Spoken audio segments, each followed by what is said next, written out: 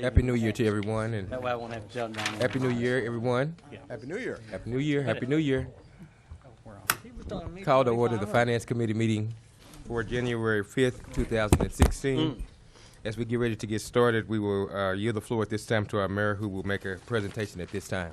If you all would join me down front, we will honor Mike McGrew, who is here with us as an employee of the month.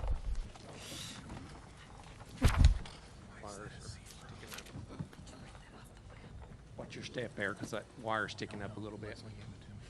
Yeah, I know, we tried beforehand, so just be careful there, don't trip. It won't lay down any flatter. You want to do something different. Up there with the monitor. Mike, you want to join us up here in the front for a minute? Mike McGrew. Mike is a 17-year veteran with the city. He currently works as a meter technician in the Public Works Department, Water Distribution Division. Mike stated that what he likes most about his job is the freedom to move about the city and do different tasks on a daily basis. In his off time, Mike likes to barbecue and take his boat out on 10 Killer Lake, and if you'll give us the marina, we'll meet you there, because if you're going to barbecue and you've got a boat, we'll just be a part of that. Mike has undergone many work challenges and manages to demonstrate a can-do and a will-do attitude. He demonstrates a willingness to accommodate whenever and whatever he is needed, which is appreciated by his fellow co-workers. His personal commitment to quality is obvious, and his dedication to seeing a project through is second to none, no matter how stressful. Let's congratulate Mike on his wonderful achievement. Keep up the good work, and thank you for being an ambassador of excellence for the city of Muskogee. And we appreciate you, Mike, and we want to give you a plaque in that honor.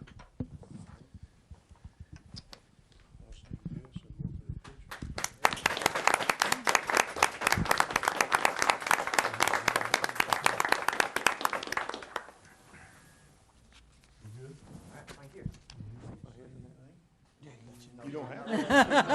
Let me hold this while you go around and everybody wants to shake your hand. Thank you.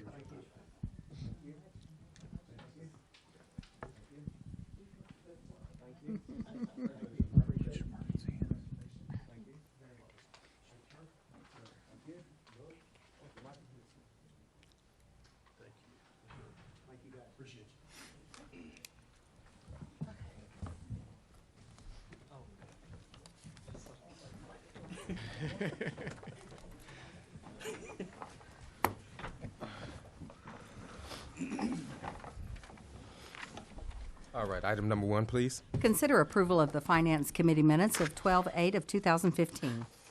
The minutes, are there any corrections or additions? Move for approval. Second. Have a motion second to approve the minutes. Any discussion? Roll call, please. Deputy Mayor James Scully. Yes. Janie Boydston. Marlon Coleman. Yes. Wayne Johnson. Yes. Leanne Langston. Yes. Ivory Van. Yes. Derek Reed. Yes. Dan Hall. Yes. Mayor Coburn. Yes. Item number 1 passed. Item number 2, please. Consider approval of claims for all city departments from 12/3/2015 to 12/29/2015. Do we have a report from the Purchasing Committee? Yes, sir. The purchasing committee met earlier today and reviewed the report of claims, and I move for approval. Second. I have a motion and a second to approve the claims. Any discussion? Roll call. Deputy Mayor James Scully. Yes. Janie Boydston. Yes. Marlon Coleman. Yes. Wayne Johnson. Yes. Leanne Langston. Yes. Ivory Van. Yes. Derek Reed. Yes. Dan Hall. Yes. Mayor Coburn. Yes. All right, item number 2 passed. Item number 3, please. Consider approval of amended Council Policy 3-6-1, telephone and cellular telephone policy, or take other necessary action. Kelly? Good afternoon, Mr. Chair, members of the committee.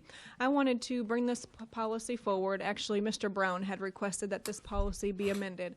A little bit of history on this policy. We used to tax our cell phone checks before 2011 at the normal standard employees tax deduction rate. In 2011, we were audited by the IRS, and we were informed that we needed to tax any supplemental check at a rate of 25%. So we had started doing that. Mr. Brown had asked if there was a way that we could combine these checks with our current payroll checks instead of having it be a supplemental check to lessen the tax burden on the employees. So I have revised this policy to try to implement the IRS tax regulations in allowing us to tax us at the regular tax rate or no tax rate, depending on IRS guidelines, and have it in with a normal paycheck on the first paycheck of every month instead of separate. I'm happy to answer any questions, but I'm going to go through the other administrative changes from this policy as well. There were a couple of things that referenced long-distance phone calls within city-owned phones and within our landlines. So Section 5 of the policy had been changed. I removed personal long-distance calls made from city office telephones, and I also removed the words "be billed to the caller's personal long-distance lines." We don't have those, but it's just stated that employees cannot use make personal phone calls from our city landlines. Section number 6, it states that employees should be aware of state laws and city ordinances pertaining to texting and driving, and the hazards relating to operating city cell phones or their personal cell phones while driving city vehicles. It is a violation of our current safety policy to operate cell phones while driving unless protected under the police or fire emergency laws. So I have included a reference to that administrative policy in this policy as well, and now it's no longer in conflict. It matches that safety policy, so it's not allowed for any employees to operate a cell phone while driving. In addition, we used to pay 1 month in advance for cell phone policies. That language was removed, and we are going to pay a 2-month immediately upon the employees furnishing us their cell phone number. We used to give it as an advance so the employee could establish their cell phone service. However, we never required them to provide us their numbers. Now this makes it a little bit more clear. They will provide us, we will provide them the 2-month salary as soon as they provide us their cell phone number. It's a little bit just easier record keeping for us.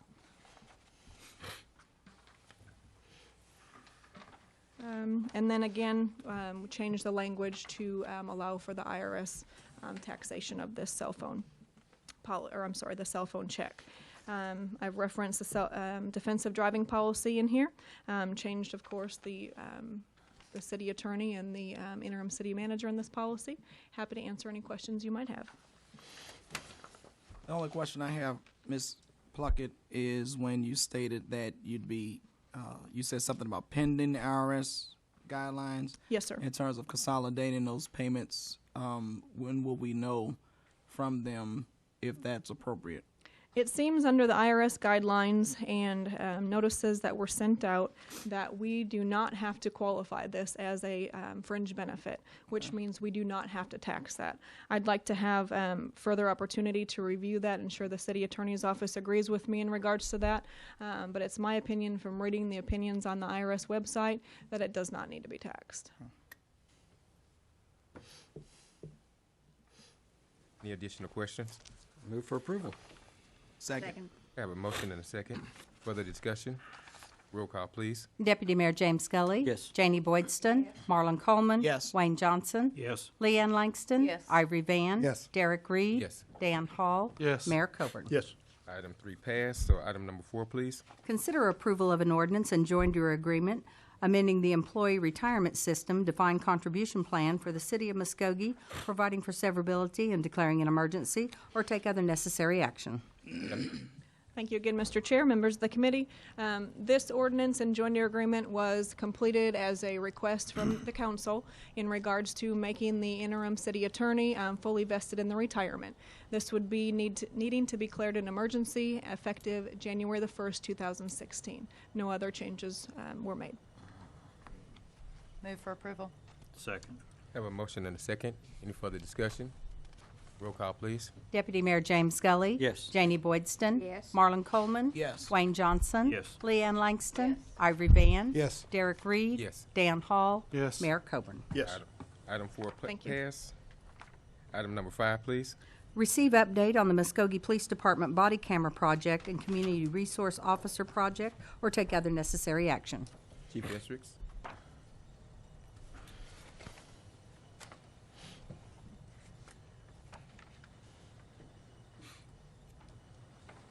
We've had our body cameras in use now for quite some time. The impact is that officers have become very dependent on those things. They find them very useful. They find them very helpful in situations, and it validates what the officers do. So I think it's an expense well worth it, and that we want to look at some type of enhancement in this situation. Right now, the information is stored. It's permanently stored, so we have access to data that goes back as long as we have these cameras. The thing that I want to do is look at a way to enhance these cameras. I don't know exactly if the technology is there that makes an enhancement available, but these cameras have become very valuable, both the car and the body cameras. Does anybody have any questions about the body cameras? What type of resources do you need to make the enhancements that you think you need to have? We need to look at what we need to, in order to determine that, we'll have to look at what we need to do in order to enhance those. And by enhancing them, I mean making them more practical to the use. It may not be so much of a financial investment as much as a technical investment in what we have.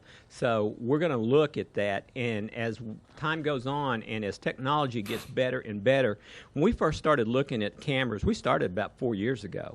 The technology just wasn't there to supply what it does today, both in terms of storage and quality in terms of the cameras themselves. They would get broke. They wouldn't do what they were supposed to do. Today, they do a very good job. And as far as enhancement, it may be just adding technology that is there and not so much a financial investment. But we'll look at that and see. I just wanted to be certain because it's January and we'll be certain to engage in budget conversations soon. And I wanted to be certain that you have what you need financially. Yes, sir. When we begin our budget, we will look at that. Okay. Thank you. Is storage going to be a problem, Chief? Storing all this video, I know that's what I keep reading is finding enough storage space for all of that. I'll let Deputy Chief Farmer talk about that. He's the technology expert in terms of storage. Ooh, expert. Congratulations on your promotion. Anyway, it's set for different situations. So traffic stops where nobody gets a ticket written or something like that, it's gone in about 180 days. It automatically deletes. Okay. If an arrest is made, it's kept for over 2 years to get through the lawsuit periods. So it's based on a category.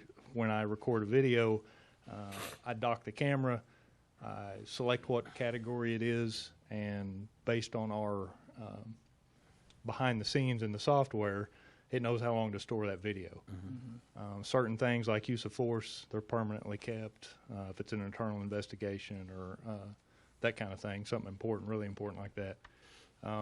So it doesn't accrue all the videos. It's routinely dumping video off of it. So so far we're still good on the storage that we bought. Okay, now I think I'm just kind of tagging along with what Mr. Coleman has said, is to make sure that we have the resources to store all that. So far so good based on the numbers I've got and what we anticipated the storage to be. One of the enhancements the Chief's talking about, Axon, which is the camera system, they make one now for the car. And our car cameras that we have now are $5,000 a piece, and we had those now 8 or 9 years. Yeah. They're on the end of their life cycle. Right. So if we're going to continue the car cameras as well, we might want to think about going to the same kind of camera setup for the dash. And when you pull on the back lot, it automatically dumps the video into the same server as the other one is. So that might be something to look at in the future. I think this is an awesome program, and I'm really, really proud of our police department and how they've handled things, and the fact that the officers want these, and I think the citizens do too. That was shocking. Yeah. Because now they want them. Yeah, yeah. So I commend you, and I think we need to definitely support this. So we know that thank you. The officer-involved shooting we had, that got world attention. Yeah. I don't know if you guys know everything, but Japanese news crew came and rode with us. Wow. The Washington Post came and rode with us, did an article. And the way that was handled and released because of that video is a standard now that everybody goes by. So and they teach that at FLETC, the FBI Academy. Yeah. So I was going to say, and you're using them as training videos now. I think that's great. Transformative. It does more. Chief, would you step up to the microphone? It's transformative.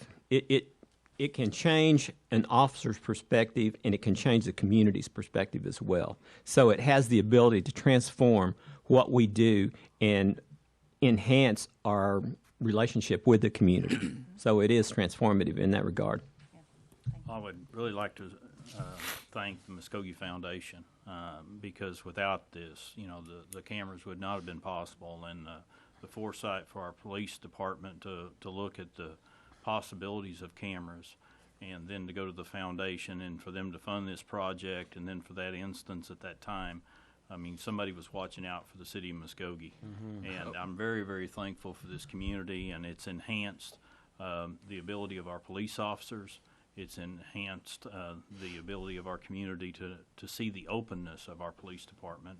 I'm very thankful for what's occurred in this community. And We appreciate that very much. And the technology, like I said, we started over 4 years ago looking at this, and the technology just wasn't there at that time to support the needs of what we were trying to accomplish. But based on what we see going on, the national conversation about police, we're a little bit ahead of the game, and we set a standard that the nation is going to have to follow now. And without the foundation, we wouldn't have been able to do it. Absolutely. So, Chief, one question. There's another thing about the Community Resource Officer Project. Yes. Did I miss, were you going to cover some of that, or was you just going to talk Our about Community cameras? Resource Officer Program is still in its developmental stage. We have 2 that are working right now in a capacity, but we've got 10 vacancies right now. I'm getting ready to have another. I've got 2 that are getting ready to go on family leave. We're very short-handed. We're not experiencing the applicants, the candidates, the people that want to be police officers. So we're struggling, and we've reached a critical mass as far as staffing goes, and we may be looking at some drastic measures in order to meet certain demands. So our Community Resource Officer Program is working. It's not to the point that it's reached what L.A. or some of the other places have done, but they said it would take about 4 to 5 years before it reaches that too. Okay. I just noticed it was part of the agenda item. Sorry, the cameras are so integral to what we do now that's very important, and and to say transformative is really not giving it enough credit, but it is a very powerful tool that's enhanced our ability. Very good. And I'd love to see what funding requirements you may need to enhance the community resource program, because it's such a palatable program right now for the community. It and is. Since Muskogee is so far ahead in terms of leading the way to be certain that we are transparent, the more you have, I'm certain the merrier it will be. We will do that. The problem is filling our vacancies so that we can assign senior officers to this program. When I'm telling you right now, we've reached critical masses in terms of vacancies. We have 10 vacancies. That's a whole shift if you stop and think about it, that's absent. And we're getting ready to experience one more retirement in February. And beyond that, there could be some others. So we're looking at some issues that I'm going to have to deal with, and I'm going to need some support from council on it too.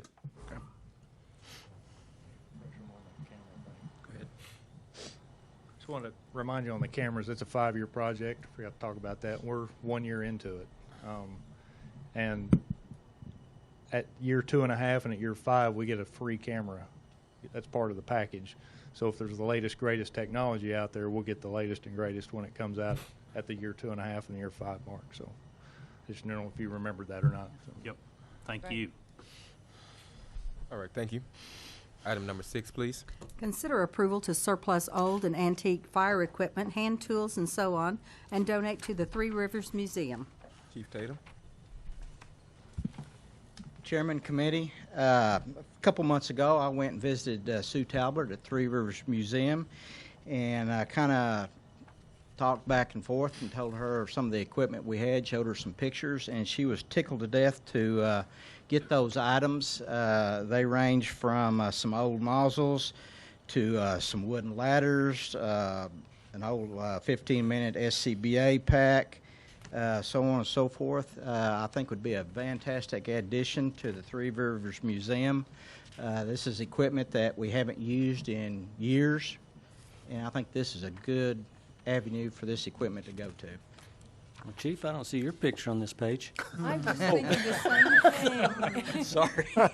Old and antique. Yeah, I just kind of thought that. Sorry, dear. I ought to be on there, huh? Move for approval. Second. Have a motion and a second. Any further discussion? Roll call, please. Deputy Mayor James Scully. Yes. Janie Boydston. Marlon Coleman. Yes. Wayne Johnson. Yes. Leanne Langston. Yes. Ivory Van. Yes. Derek Reed. Yes. Dan Hall. Yes. Mayor Coburn. Yes. Thank you. All right, item 6 passed. Item number 7. Consider approval of the appointment of Eric Puckett to the City Facilities Board to serve a 5-year term beginning on February 1st, 2016, and ending on January 31st, 2021, replacing Alan Counts, or take other necessary action. Councilor Borston? Yes, Mr. Puckett is he has a similar job to what Wayne Johnson has with the Muskogee school system.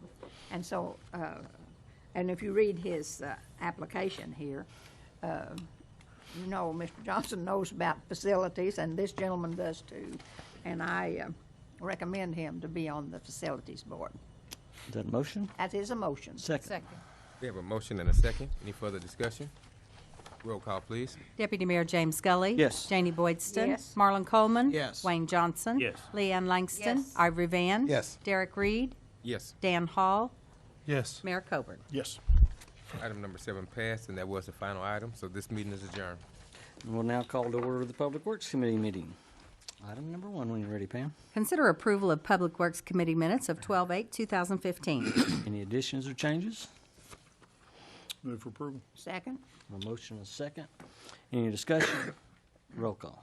Deputy Mayor James Scully. Yes. Janie Boydston. Yes. Marlon Coleman. Yes. Wayne Johnson. Yes. Leanne Langston. Yes. Ivory Van. Yes. Derek Reed. Yes. Dan Hall. Yes. Mayor Coburn. Yes. And the motion carries. Item number 2.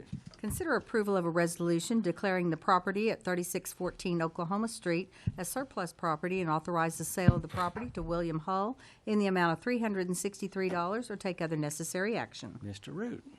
Good afternoon. First time for doing this. We received, everything's new, right? This is a property that we received via quitclaim deed from the county on September 30th. We went through the process of putting this out to see who wanted it. Mr. Hull was the only one that responded. He actually has the property that abuts this property. This is at the corner of Oklahoma and 37th. He's deposited the funds, and so my request is to declare this surplus and allow us to sell this to Mr. Hull. Any questions? Move the approval. Second. Have a motion and a second. Any discussion? Roll call. Deputy Mayor James Scully. Yes. Janie Boydston. Yes. Marlon Coleman. Yes. Wayne Johnson. Yes. Leanne Langston. Yes. Ivory Van. Yes. Derek Reed. Dan Hall. Yes. Mayor Coburn. Yes. And the motion carries. Item number 3. Discuss and take action to include sidewalks in the street plan for the purpose of pursuing funding opportunities. Reverend Coleman. Several weeks back, we had an interactive conversation in the committee regarding sidewalks in Muskogee, how they could impact what the residents would desire in terms of improving our communities and making them a more walkable area. After further consideration of that conversation that we were having, I thought that it would make sense at this time to have sidewalks to become a part of the streets plan. That way, it doesn't guarantee that they would be funded, but it makes the conversation more logically palatable in terms of financing from other options should they become available. And I would recommend that we would add sidewalks to the streets plan, and that would be my motion.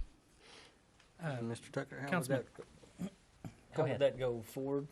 Well, Councilman Coleman and I had talked, and I think that this may be appropriate. Now, Councilman, correct me if I'm wrong, would be to send this to the Streets Advisory Committee first for a recommendation, if that's the way that you'd want to handle that, to give them some input on incorporating that into the street plan That would as be well, fine. if that would work. Mr. Stewart, if you're kind of in charge of the Streets Advisory Committee, if you think that would be a prudent approach, since I know how much the council relies on the work of these committees. Yeah, and in fact, we did, as I recall, have a conversation about the streets committee. And that would be fine, because I'm certain. Will you all meet over the next 2 weeks? We will place it on the next committee agenda. And that way, when we come back in Yes. 2 weeks for this meeting, we can have that. So That's that the would- second Wednesday of the month, and it will go out next week. The agendas will, and we'll make sure you're notified. So I modify my motion to that effect. Thank you, Councilor. Second. I have a motion and a second. Any other discussion or questions? Thank Councilman Coleman for bringing this to our attention, because we definitely need sidewalks in our communities. because like I said, the PowerPoint I done a week or so ago, as you could see, how bad these sidewalks are in our community. So I commend you, Reverend Coleman. And thank you, Councilor Van, for bringing that issue up. Any other comments or questions? Roll call. Deputy Mayor James Scully. Yes. Janie Boydston. Yes. Marlon Coleman. Yes. Wayne Johnson. Yes. Leanne Langston. Yes. Ivory Van. Yes. Derek Reed. Yes. Dan Hall. Yes. Mayor Coburn. Yes. The motion carries. Item number 4. Consider approval of an ordinance amending the City of Muskogee Code of Ordinances by amending Chapter 38, Environment, Article 4, Smoking and Use of Tobacco in Public Places, Section 38-98, Definitions, adding definition of vapor products, Section 38-99, Possession of lighted tobacco in certain places prohibited, exceptions, designating all city property as vapor-free, amending Section 38-100, tobacco use declared a public nuisance, adding use of vapor products as a public nuisance, amending Section 38-101, posting requiring notices include vapor products as prohibited, amending 38-103, enforcement to include vapor products, providing for repealer, severability, and setting an effective date, or take any other necessary action. Mr. Tucker, is this yours or is it the city attorney's? Oh, I'll go ahead and handle this Okay. one. Since I made the draft of it, might as Okay. well. Thank you, Mr. Chairman, members of the committee. At the last council meeting of 2015, the direction of the council was for the city attorney's office to go back and provide some amendments to the 2015 smoke-free city workplace ordinance that had been passed the previous year with an effective date of January 1st, 2016. That ordinance had prohibited smoking on all public facilities.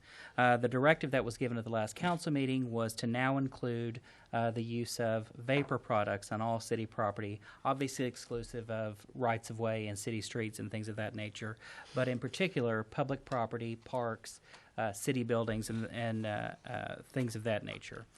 So what is before you today is an amended ordinance which includes a definition of vapor products, and that was taken off of the definition that has been used by several other cities who have tackled this issue, as well as the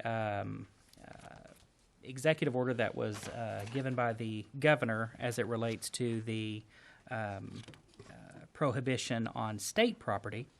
Additionally, we have declared the use of vapor products a public nuisance in addition to tobacco. Our authority to relegate tobacco as a public nuisance was under state law. Our authority under vapor products is under our authority to declare and rid ourselves of public nuisances. So we're dealing with two different state laws here. But in this instance, the cities are granted authorities to declare what constitutes a public nuisance. And in adopting this amended ordinance, you will be declaring the use of vapor products on public property a public nuisance. And would subject those to a penalty in accordance with a schedule of fines that are subject to change at the discretion of the city council from time to time. I believe the fine on that for illegal use of a vapor product, such as which would include smoking, is a $100 fine. With court costs, it's a $149 fine. As was discussed, how this relates to city employees,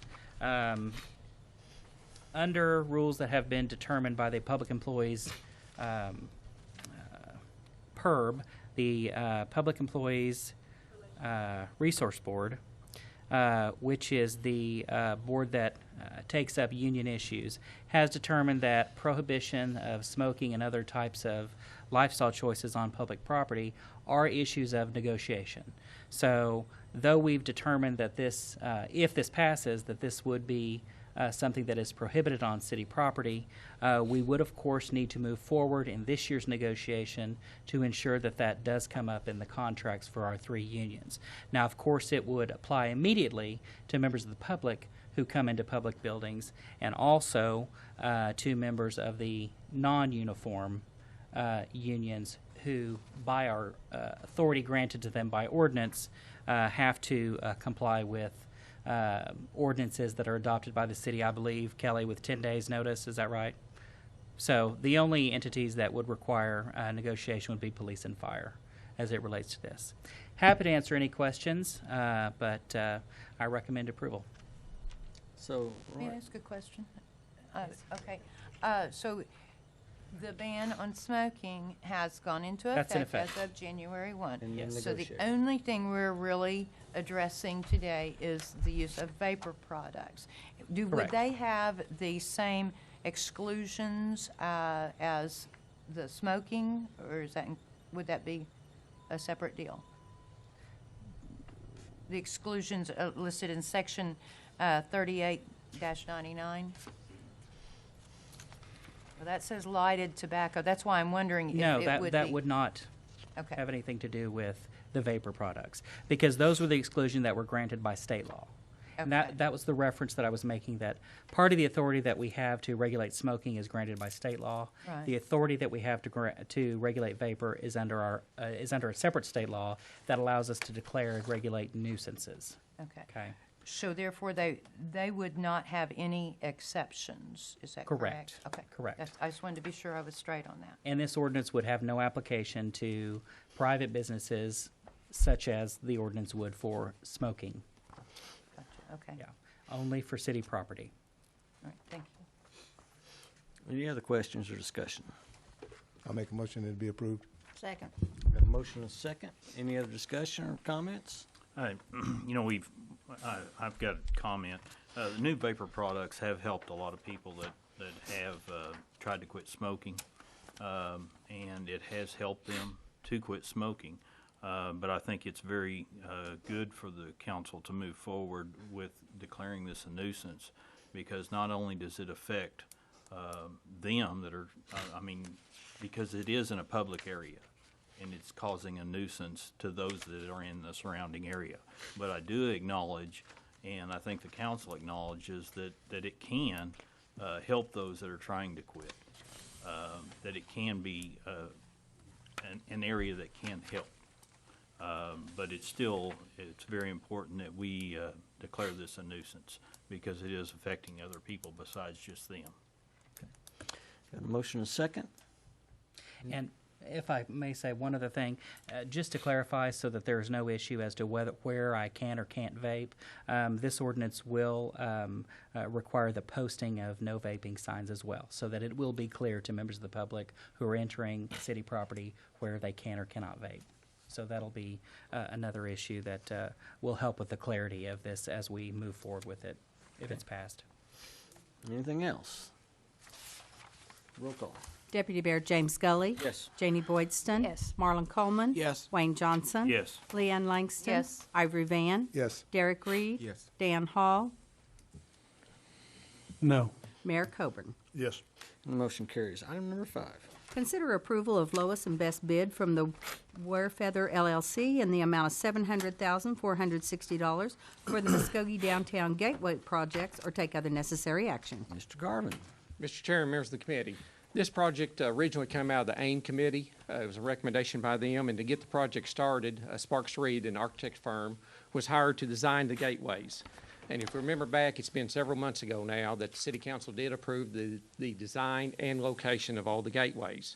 As part of the Sparks Reed's duties was to provide an estimated cost for the project, and they estimated that amount not to exceed $750,000. So once we found out what the cost would be, we then got authorization from council to make an application to the City of Muskogee Foundation for a grant to fund the project. We did make application amount of $750,000. It was funded.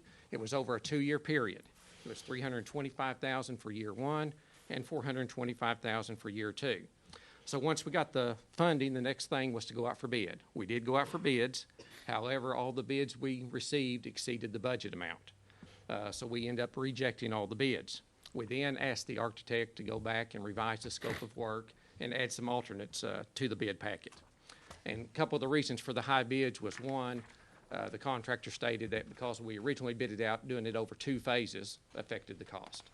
Well, since the new year 2 underneath the grant cycle comes June the 30th, now that when the project starts, it's going to exceed past that date, so it's basically going to be one project, 1 phase this go around. The other reason was the cost to bring water and electric to each site. That was one of the major costs. What we decided there was that we was not going to include that in this bid packet. If water needs to be provided, Public Works is going to work with the water utility service and get the water provided. Public Works has also contacted OG&E, and we're trying to get them to possibly run the electric to the site or participate in the cost or whatever assistance they can provide. So with that being said, there may be some more cost to provide electric to the site. Now, there is electric on the gateways themselves. It's just to get the power to the location, to the meter base. And that's being worked out hopefully with OG&E. So we then went out a second time for bid. The bid results, we received 3, and we had much better results this time. Warfeather was the low bid, in the amount of $677,360, and that was for the base bid. And a copy of the bid tabulation should have been in your packet. There was 4 ad alternates included in the bid packet. Sparks Reed is recommending the lowest and best bid from Warfeather in the total amount of $700,460. That includes the base bid and ad alternate number 1. Ad alternate number 1 is the on the large towers, having Muskogee on one side and downtown on the other side. Now, there was a procedural informality that was raised by one of the other bidders. At the pre-bid meeting, it was stated that the entire spec book needed to be submitted with the bids. It was not included in the specs themselves. It was just a verbal comment that was made at the pre-bid meeting. Warfeather, who was the low bid, only submitted the portion of the spec book that he was either required to fill out or sign. So we did have all the documentation needed for the bid. The bid specs do state, though, under Section 15.1, that the City of Muskogee has a right to waive any and all informalities, and that's subject to the city manager's approval. And the city or the ex-city manager, Howard Brown, did approve the waiver. The waiver did not change the bid amount, or it did not give any advantage or disadvantage to any of the bidders. So with that being said, the staff and Sparks Reed are both recommending approval of the low bid to Warfeather in the total amount of $700,460. And again, that's for the base bid and ad alternate number 1. Be glad to answer any questions, and David Reed with Sparks Reed is also present if you have any questions. I have a question. If I understand this correctly, with the ad alternate number 1, that would put an additional 60, let's see, what was it? 23,100. Okay. And that brings it to the total of 700,460? Yes. And budgeted was 750? Yes. Correct? Yes. So by my calculation, if we did the ad alternate number 4 at 66,890, we would be $16,890 over the budgeted amount. Is that correct? Yes. I guess I'm wondering if there wouldn't be some way that we could get that additional money to be able to go ahead and do that ad alternate. It is a possibility, but one concern that I mentioned earlier, we're concerned about the electric. Yes. We want to make sure we get electric to all of them too. So we want to have some funding too, because we don't know how much OG&E is going to participate and what the cost will be. The cost was very large amount for the contractors to do it. So we're going to need some more funding, and we hate to use that amount at this point. Yeah, and like Mike said, any unforeseen things that may come up, we would like to have some extra money to get it, to be able to do those. We could possibly look at coming up with some more funding or making another application to the foundation to do the planners, and if additional cost of electric's needed, to do it also. But we want to have some money to in case those two issues come up. It just seems like on a project this large that 16,000 isn't that far off, and we would be getting, $50,000, or maybe we could scale that down a little bit. Can't scale that down. You just have to go back out. Okay. Yeah, and we did look at several things. Again, our main concern was electric, because just an example, the first bids we received, the low bid was $1.7 million. Yeah. $1 million over. So we had to do some scale it back quite a ways. And we did get everything. The only thing that's really not included now is the planners and water and electric to the site. I think it's pretty well the only thing that's left. David, was the original design 7 archways? Is that correct? Yes. So we have all the original archways are still in. Explain the difference what radius and segmented is. To the microphone, if you don't mind. And Pam, do you need his name and address? Please. Thank you. Name and address, please, sir, for the record. Reed, 4144 Dogwood Lane, Spalpa, Oklahoma. And this difference in the segment and the radius is a smooth curve on the archways. The segmented is each small section of steel will be straight in reality, and then it'll have a slight angle bend. And that saves the fabricator from having to get a rolling to roll the steel segments, so it's less expensive on the fabrication to do the segmented arch. So that was one of the value engineering options that we provided to the bidders. Correct me if I'm wrong, but if that would have been a negative amount, we would have accepted it. Correct. In this case. Correct. We wanted to see a negative amount there, and since Do you it was higher, do you have we a did. picture of it segmented? But this isn't for segmented, is it? Do not have This a isn't picture. for segmented. Yes. I can email you a drawing that shows it both ways. It is or is Okay. not? It is. It's true art. Yeah, it's not segmented. But we thought if the price would be cheaper, we would keep it. We as would an entertain the segment. Yes. Oh, Yeah, okay. but it wasn't. It was cheaper just to do the one piece. More. Oh, okay, all right. Yeah. So you're getting the rolled. Yes. So the only thing we're missing is the planter portion from the original design that we looked at. Is the planter portion in the water? Bringing water and electric to each site. site. It'll be stubbed out. Yeah. The gateways itself will have all the stub outs for the electric, water, everything, and all the electric on the gateways. It's just getting the power from where OG&E is to that site. Yeah, yeah. I and kind we're of working agree on with that Ms. OG&E. Langston. And then the water will be done in-house. To finish them with the planters and the water, we're awfully darn close. That's what I was thinking Yes. too. Mhm. But we don't have an estimate for the electric. No, we're working with OG&E. We're hoping that they will run the power up to our panel meter Stub. base. Is it premature to make a decision on this today until we have that? I'm like Leanne for 16,000. I'd like to see the planters, and because I'm pretty sure Mike's group can get the water to it. Because we don't put the planters now, we won't come back and add Yeah. them for a long, long time. So we are at the verge of making Muskogee look better than it's looked in a long time. And so But I'd like to know Well, I what the don't want to electric's hold anything up, if this Yeah. would Well, prolong it. this is going to go up to council for consideration Monday anyway. Okay, gives so us maybe another we could week. get some. Is there a chance we would have that information by council on electric? Or, Matt, is this something that we could pass with add alternate based on projections of what the electric's gonna cost? I mean, how do we write a motion that says, we know we gotta have the power to it, and if the power's within budget, then we'd like to add alternate 4? I think that's what I'm hearing, what this committee is wanting to do. And I is- think we could add alternate number 4 at any time during the project. I think that could be added. Even as early as the council meeting Monday night? Well, or You're saying 4 months from now. Right. I mean, it could be added. We have time to find out what the electric is and how much is the cost. And And bring it then back to if us. it's reasonable and we can do it, then we can come back and say we're going to add alternate number 4 at that You're time. suggesting we go without alternate number 4 right now, to add with it the if option to funding's add it available. at any given time? Okay. Are there any downsides of doing it that way? No It keeps rebid? the project moving forward and can. Yeah, But no and I'm all well- for that. Will we have to rebid the alternate 4? No, because this would still be a good bid. We'll just Okay. select it later. And it doesn't alter the bid price. Yeah, Yes. we would just have to confirm that price would still be good for. Yeah, and there's too many unknowns in these projects. If we write that budget that tight, I guarantee you we're gonna be back up here asking you for more money. Right.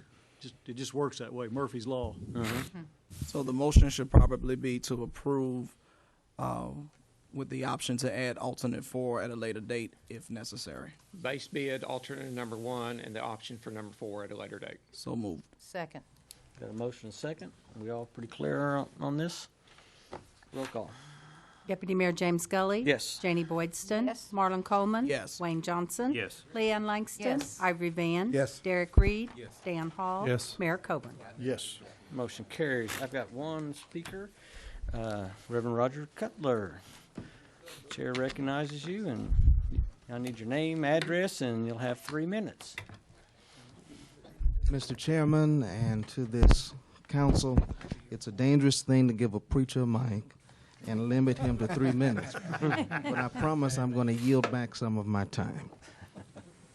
I thank you for this opportunity. I come to you because Dr. King said something. He said, our lives begin to end the day we become silent about the things that matter. Over 3 years ago, a committee came together and we formed the Martin Luther King Commemorative Committee because our kids matter to us. We wanted to provide them an opportunity to participate in the celebration of the King holiday weekend. And what we presented were youth oratorical contests as well as poster contests, where students had the opportunity to give an oration on a particular theme. And in that, they were able to win cash prizes. We also provide a $1,000 scholarship for the recipient or the winner of the I Have a Dream speech. We have presented this for a few years now and just wanted to share that with you, that our kids do matter, and we appreciate everything that all of you have done to celebrate our kids. But I really am here just to make an announcement about our commemorative youth oratorical and poster contest. Elementary students as well. Somebody give me something on this mic. Elementary and middle school as well as high school students can participate in this. We're in the school systems passing this information out where they bring posters of our theme. It will be on Sunday, January the 17th at 3:30, where they'll have the opportunity to compete and win up to $50, up to $150. The one who gives the I Have a Dream speech and they're judges that participate in this process, they have the opportunity to win a $1,000 scholarship, and we've given out 2 scholarships already for $1,000. And so in giving my commitment to yield back some of my time, I just wanted to share that with this council, and thank you all, and hopefully we get some support from our community leaders. Where did you say this would be? It will be hosted at the St. Mark Baptist Church on January 17th at 3:30. Thank you. Thank you, Reverend. See no further business, we are adjourned.